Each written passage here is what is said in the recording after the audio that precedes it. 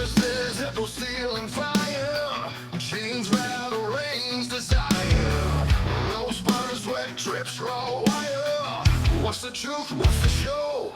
Into the square circle, yeah. Where heroes rise and demons tear into the square circle, yeah. Legends fall, but they don't care. What's going on, man? G here, Into the Squared Circle podcast, where we talk about all things WWE SummerSlam night number one. That's right, my friends. Night number one just wrapped up moments ago, live on ESPN Plus. And boy, let's get through all the matches. But before we continue on, follow me on social media on Facebook, also on Twitter, on X, on Instagram. If you miss out SummerSlam, check out some of the highlights on Facebook and Instagram and on YouTube. All you have to do is type it into the Squared Circle podcast.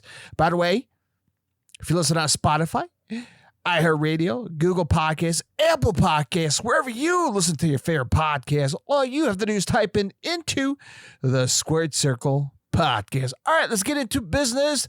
WWE SummerSlam night number one, which was live in Minneapolis, Minnesota at the U.S. Bank Stadium.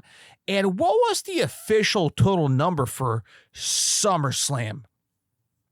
As I'm looking through WrestleTix here, by the way, they normally come out and, they WWE like to flex when it comes to their attendance. Nobody came out. We got the world record, 101. Nobody came out to announce the attendance. Here's WrestleTix attendance. As 4 hours ago, now this is 8 p.m. Central Time, SummerSlam is done for night number one. But 4 hours ago on WrestleTix, 4:30 p.m. Central Time, just damn near close, 30 minutes away from start time of SummerSlam night number one, there was 36,258 current setup. 499 still available in a stadium that roughly holds, 75,000 plus seats? And if you watch SummerSlam tonight, it was a beautiful stage, by the way. I love the stage setup. It's beautiful. It's unique.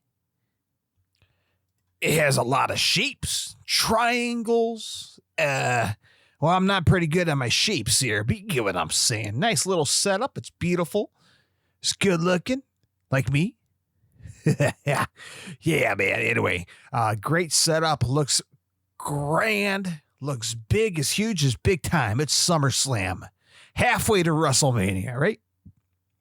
Anyway, man. So, obviously the stage, maybe not half the stadium, but you get what I'm saying? It took a big chunk of the stadium. There's a lot of seats behind it. Of course, they're not going to put general admission people back there, but you get what I'm saying? Now, as I mentioned, I'm not a big fan of these what ifs. Like, what if Bret Hart went to TNA Wrestling? That's bullshit. But what if the WWE did sold 75,000 tickets? As I mentioned, the stage, we wouldn't have a big, massive stage like a WrestleMania.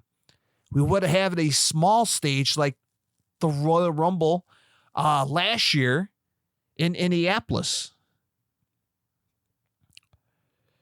So again, even if they did sold 75,000 tickets, they would have lowered the price a long time ago. Instead of hitting the panic button and dropping the ticket prices weeks, or maybe not even weeks, maybe 2 weeks before SummerSlam.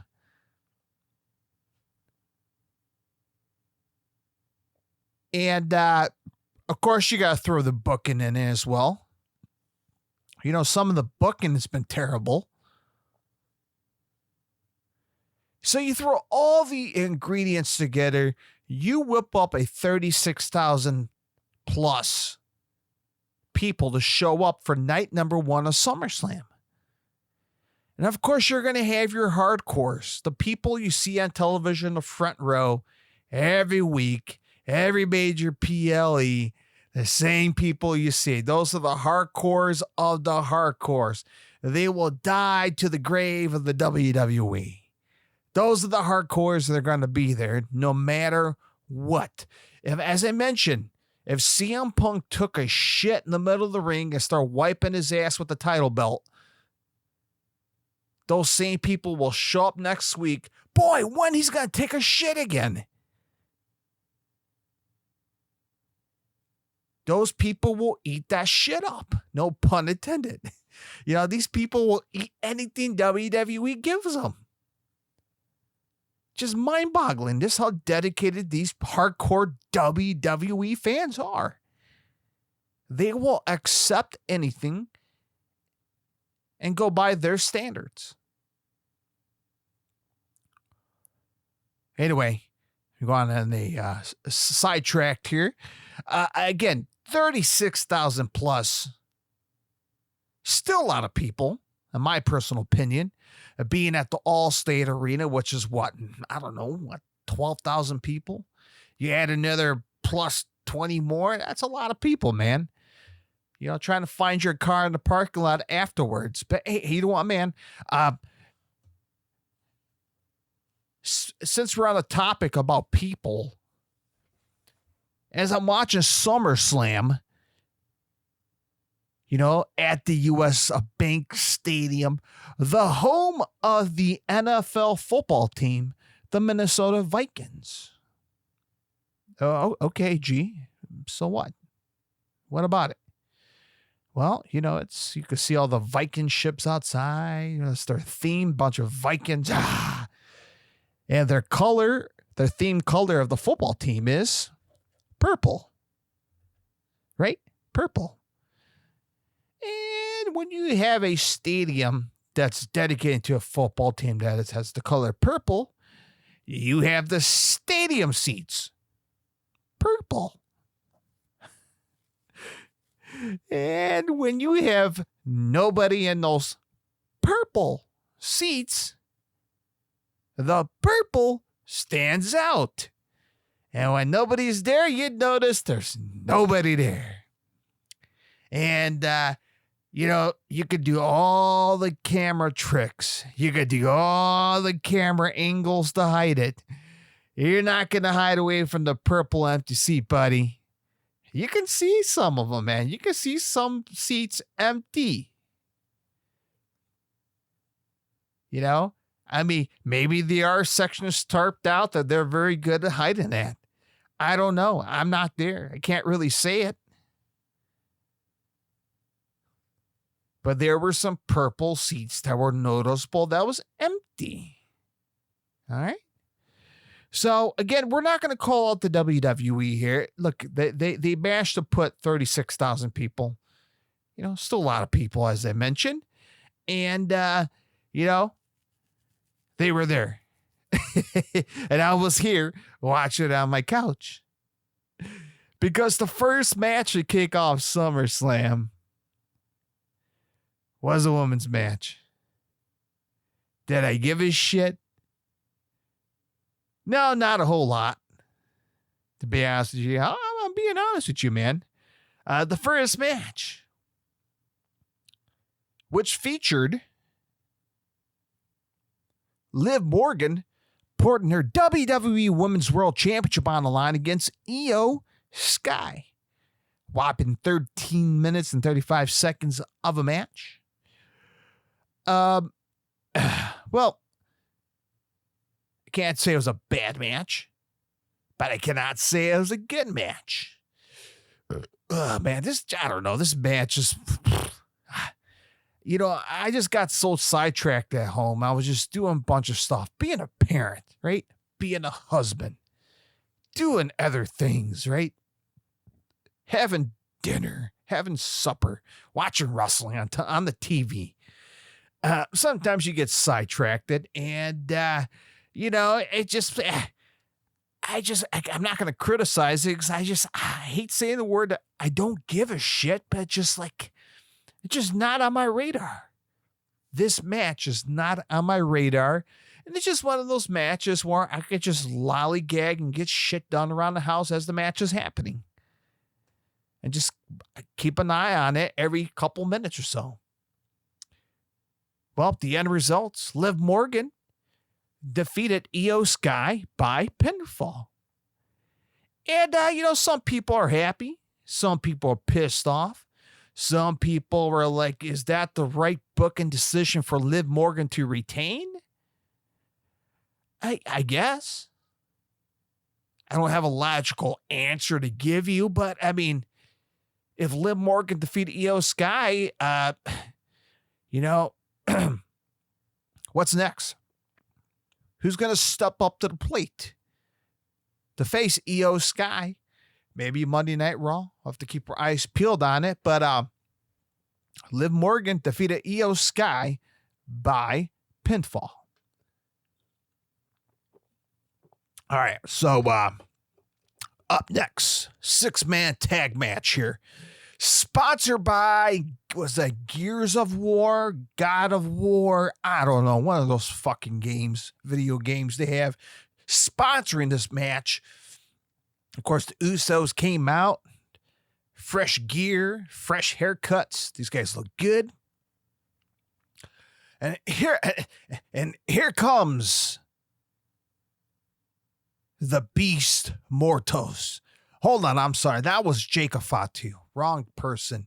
They almost got the same mask, right? a pig mask. Anyway, here comes Jacob Fatu. And the Usos. Pyro, flames. Dangerous, man. Very dangerous. Anyway, man. Out comes the Bloodline. And they're going to go toe-to-toe against Royce Keys, Solo Sikoa, and L.A. Knight. Yeah. Who's the last one to come out of this bunch here? 3-on-3, 6-man style, you know what I'm saying? I love Solo Sikoa mocking what's his name? Jacob Fatu doing the shakes in the middle of the ring. That was pretty funny. Anyway, man, again, this match, again, I just like an appetizer. Just like, all right, it's a bowl of salad. Who gives a shit? Give me the steak, damn it. Give me the steak and potatoes. That's what I'm waiting for. And this match was like, all right, I'm just going to scroll through my email as this match is happening. And I look up and ding, ding, ding. L.A. Knight picked up the win. Team L.A. Knight and Solo Sikoa and Royce Keys defeated the Bloodline. Now what's next for the Bloodline? God, I hope they go away. Go away. The Bloodline is done. If this is not the ending of the Bloodline, we got ourselves a problem here, man. Jacob Fatu need to break up with the Usos and go back to the path where he was at originally, becoming the big star, right? The werewolf. But we have to wait and see on that if Jacob Fatu will parts way with the Bloodline or have some kind of dilemma with Roman Reigns on Monday Night Raw or SmackDown. We'll have to wait and see on that. But seem like L.A. Knight and Solo Sikoa are on the same page to pick up a big fat win alongside with Royce Keys in a 6-man tag match. All right, this match I enjoyed. Now my previews and prediction, shame on me. I should have made this match one of the many matches I think would be highlight of the weekend. And so far, this match was very impressive. And you know what I'm talking about. Gunther, the Ring General versus the return in ring and his WWE in-ring debut, Nick Aldis. What a match.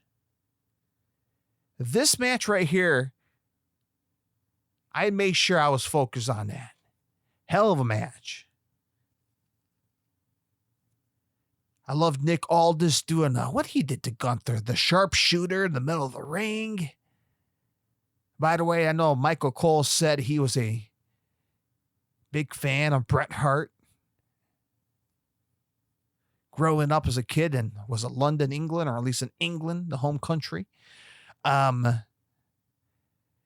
Thinking about Nick Aldis as he was wrestling, the first thing that came to my mind when I saw Nick Aldis, he was facing Cody Rhodes at the original All In at the Now Arena right here in Chicagoland area. So that was the first time I was able to see Nick Aldis, and at that time he was the NWA Heavyweight Championship, and of course Cody beat him by becoming the new NWA World Champion. But it was great to see Nick Aldis, man. Sound like he had Oasis as his theme song. He was the national treasure. Come on, man. He looks good. He wrestled fantastic in the ring. My God, man. It was a perfect match for both of these guys. And the unfortunate part, Gunther managed to make Nick Aldis tap out by submission, and Gunther beats Nick Aldis in this one and only time WWE match. And a little spoiler alert, just a few minutes ago as I'm scrolling through social media, sounds like Nick Aldis got his SmackDown general manager position back. So this could be his one and only time wrestling against Gunther. We need somebody who's going to have Gunther put their career away in misery. And I guess Nick Aldis was, just the placeholder in the meantime until we find something for Gunther. That makes sense. They started this whole career killer, and there's not a whole lot of guys out there that's, in that dying breed. Like maybe Randy Orton whenever he decides to call it quits. Spoiler alert. Rey Mysterio whenever he decided to slow down and call it quits.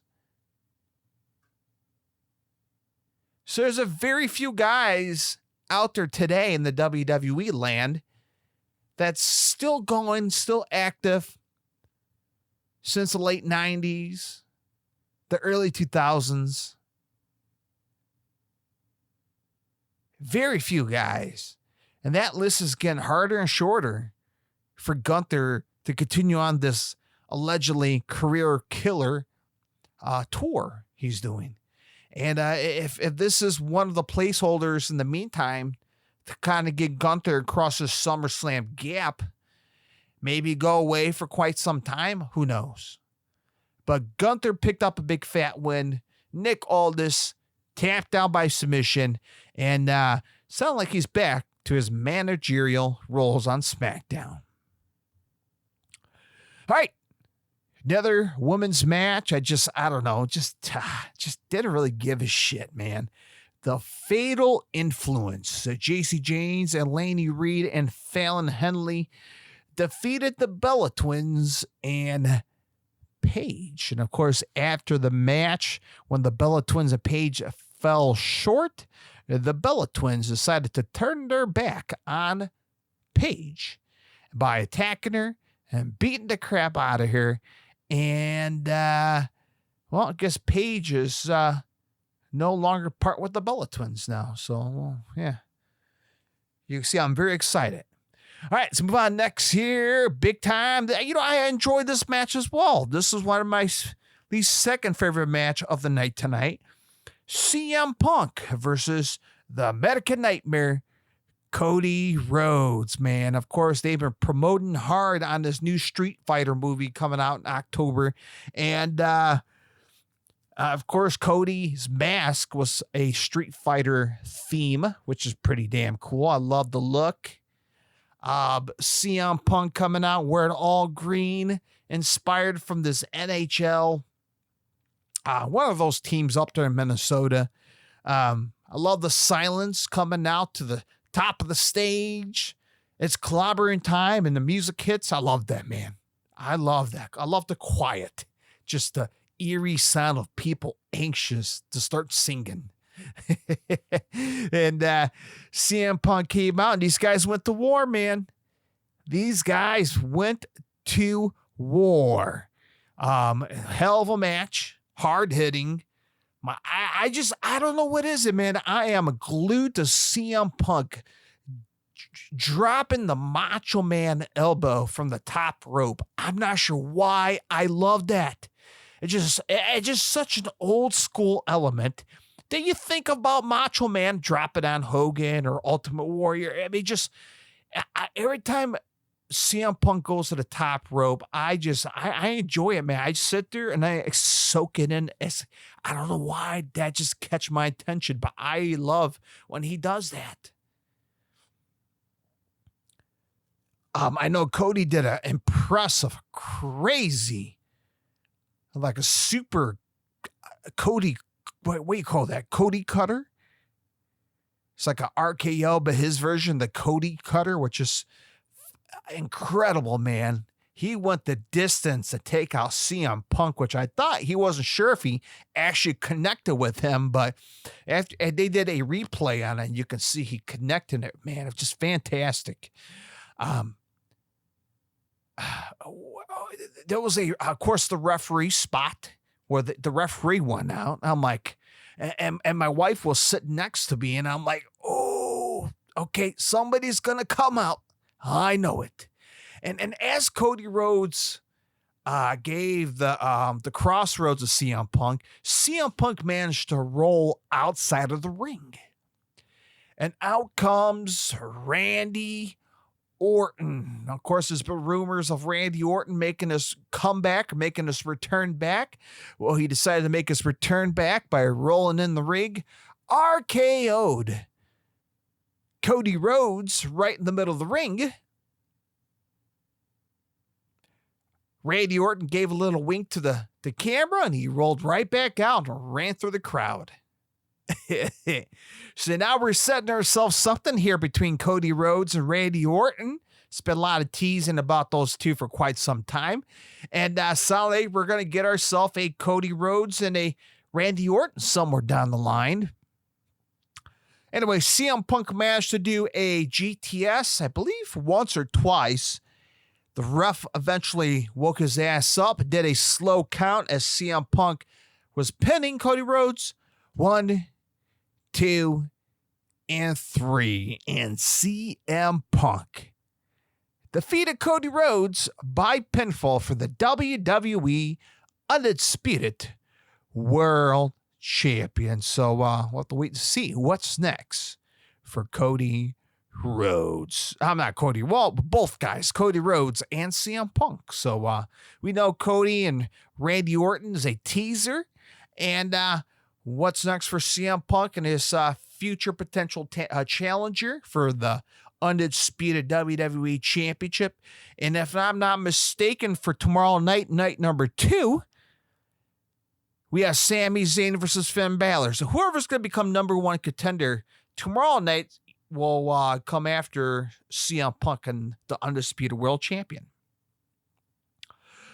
All right, here comes the main event here, man. The pyro's blowing up, and down comes the Hell in a Cell. The main event for night number 2 of SummerSlam in Minneapolis, Minnesota at the U.S. Bank Stadium. Oba Femi came strutting out, larger than life, pyro going off. And he looks great. Looks like a star. And, there was a lot of milking when Oba Femi was just walking around the ring. I'm like, okay, we're waiting for Brock Lesnar to come out, and a lot waiting. We are waiting. And we are waiting. Where's Brock Lesnar? Why is the music not playing? And eventually the music played, and we're still waiting. And out comes Brock Lesnar with Paul Heyman. It could potentially be the final time walking down the entrance ramp. Maybe. So, who knows? After what we saw towards the end of the match, which we'll get to momentarily, we could have a final, one more time, Brock Lesnar match walking down the ramp. So here's the thing, man. This was a Hell in a Cell match.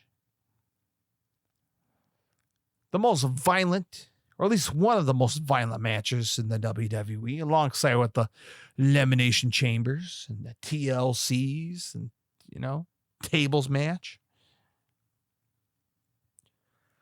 So after showing all the videos throughout the night, tonight on SummerSlam, they were showing all the old matches of how violent, how brutal. There's Edge, there is The Undertaker, there's Triple H, everyone's bloodied, everyone's all beat up. Mick Foley, getting thrown off the top of the Hell in a Cell. It's a history of violence.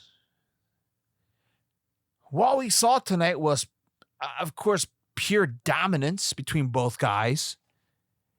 But was it violence? My question I have here is, was the Hell in a Cell stipulation, was that necessary for this match? Could this Brock Lesnar and Obafemi match could easily been a last man standing or I Quit match, or couldn't have been anything else minus a Hell in a Cell match? Because look, the utilizing the cage, very minimal.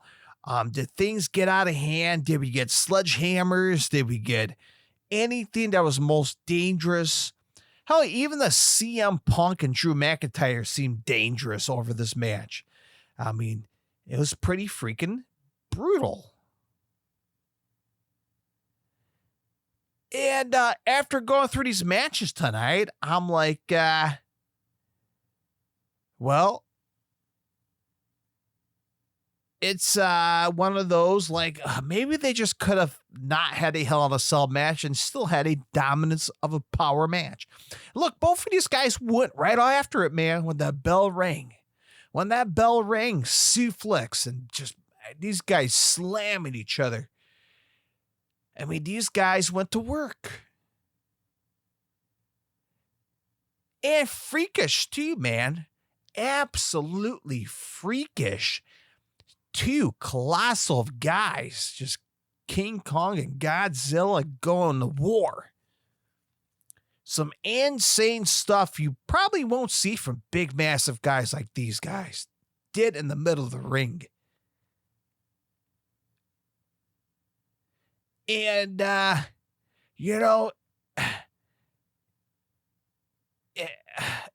just seeing people bitch and complain, I'm like, man, this was very disappointing. But, you get what you get for the size of these guys. You know what I'm saying? Again, as I mentioned, was the Hell in a Cell necessary for this match? I get it as a gimmick match. You need something to sell tickets. It's something you need to put on the marquee.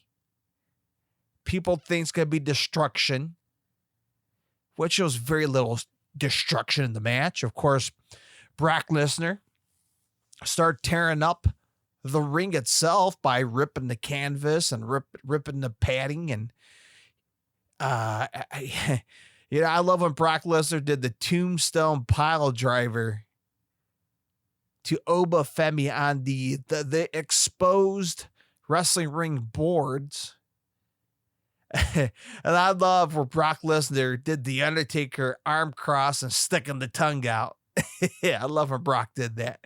But eventually, Obafemi managed to give him a big powerbomb slam, of course, on the soft part of the ring, the normal canvas that was not ripped out, and pinned Brock Lesnar, man. Obafemi pinned Brock Lesnar 1, 2, 3 for the win. Wow. And, Obafemi had his big moment again.